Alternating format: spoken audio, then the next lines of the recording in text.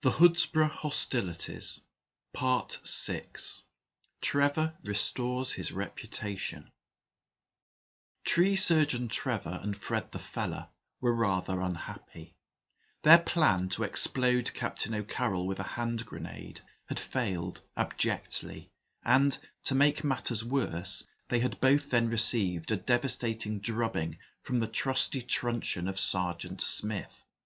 They sulkily slunk back to the municipal park, where they compared contusions and considered their next move. Here they were joined by Ernie the Ox, who, having served his debt to society, had been released from the slammer and had nothing better to do.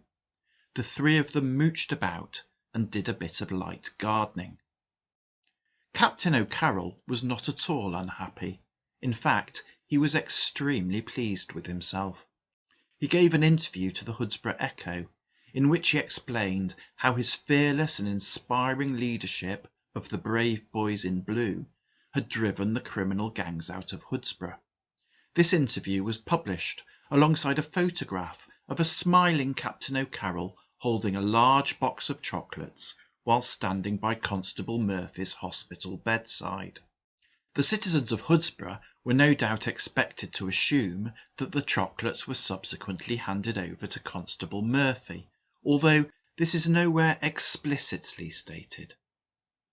The Mayor of Hoodsbrough gave a speech to the Women's Institute, in which he extolled Captain O'Carroll's virtues, describing him as sympathetic yet strong, an exemplar of a modern yet muscular approach to policing, a pillar of the community, and a shining role model for every mother's son. The Hoodsbrough Round Table started a petition requesting that Captain O'Carroll be granted the freedom of the borough. The landlord of the Old Oak named a cocktail after him. But some unkind and cynical individuals pointed out that in fact Captain O'Carroll had only done half a job. After all, Tree Surgeon Trevor and Fred the Feller were still at large, and it was not as if they were in hiding.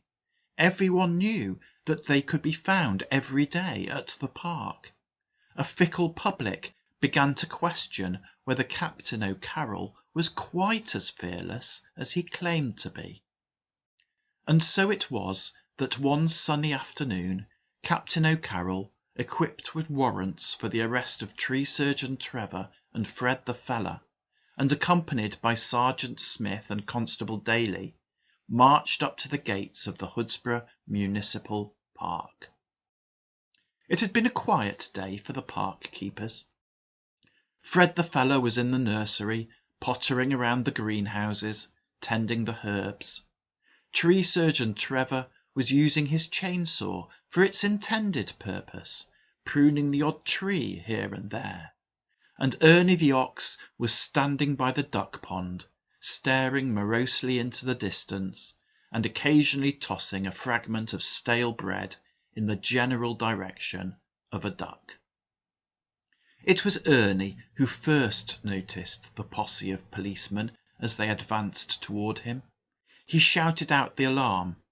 Trevor emerged from the trees to see what was happening, and then in turn shouted out for Fred, who grabbed his axe, vaulted over the nursery wall, and came a-running. Seeing support arriving on both sides, Ernie took heart and charged down the path toward the approaching police. To his left, Trevor also charged forward, skirting the far side of the duck pond, working his way round to the flank.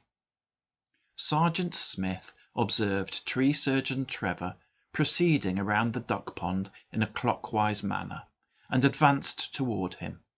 The old adversaries closed, and once again Tree Surgeon Trevor found himself staggering backward after having come into contact with Sergeant Smith's truncheon. Unfortunately for Sergeant Smith, the blow was but a glancing one, and, rather than pacifying Trevor, it served only to anger him. Trevor stepped forward and swung his buzzing chainsaw in a wide and vicious arc, an arc that intersected with the person of Sergeant Smith, inflicting extensive but non-lethal damage upon him. Sergeant Smith recoiled, making a tactical retreat.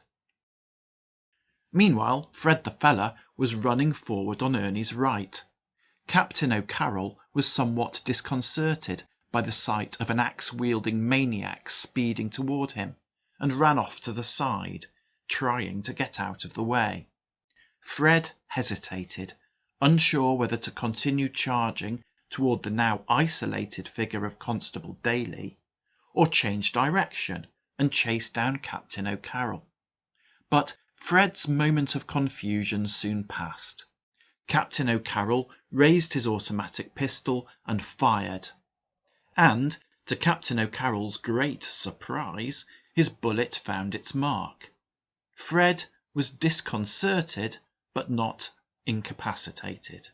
He turned and gave Captain O'Carroll a very hard stare. Meanwhile, Ernie the Ox was advancing on Constable Daly. The two of them exchanged blows, but Ernie had the heavier hand. Constable Daly broke off the engagement and withdrew back down the path at speed.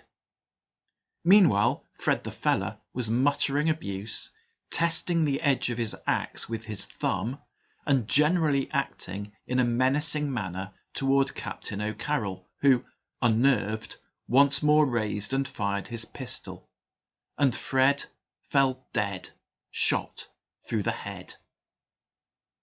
Observing the demise of Fred the Feller put fresh heart into Constable Daly, who gathered himself and charged back into combat with Ernie the Ox, landing a well-placed blow with his truncheon. Ernie reeled backward.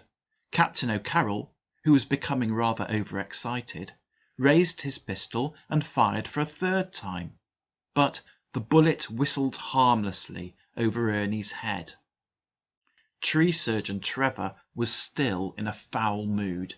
He advanced on Sergeant Smith, who decided that he was not yet ready to renew his acquaintance with Trevor's chainsaw, and hid behind a tree.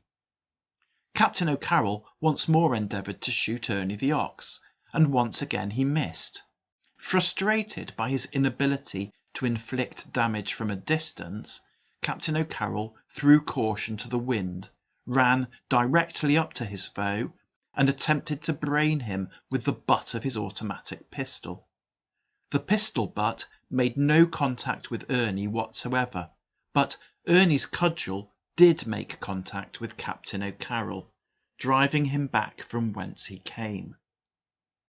Constable Daly took exception to seeing his commanding officer thus mishandled. He indicated his displeasure to Ernie by stepping forward and striking him once more.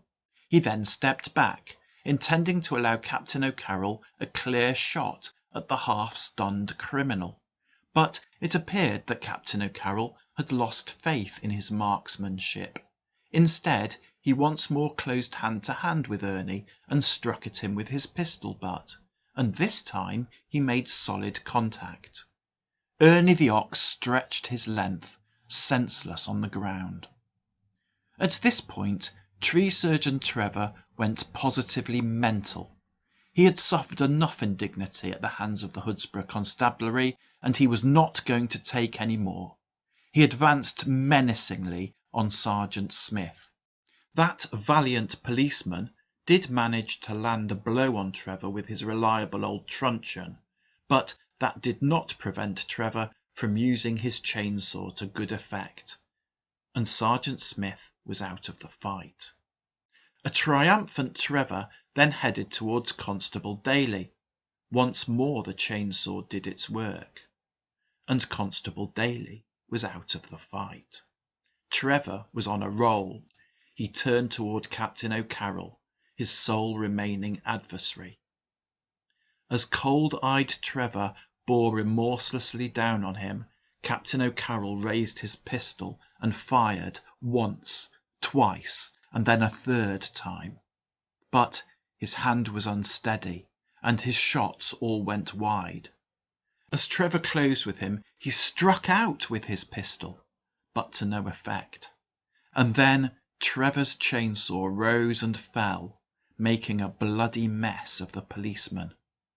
Captain O'Carroll was out of the fight. Trevor had won the day and restored his reputation.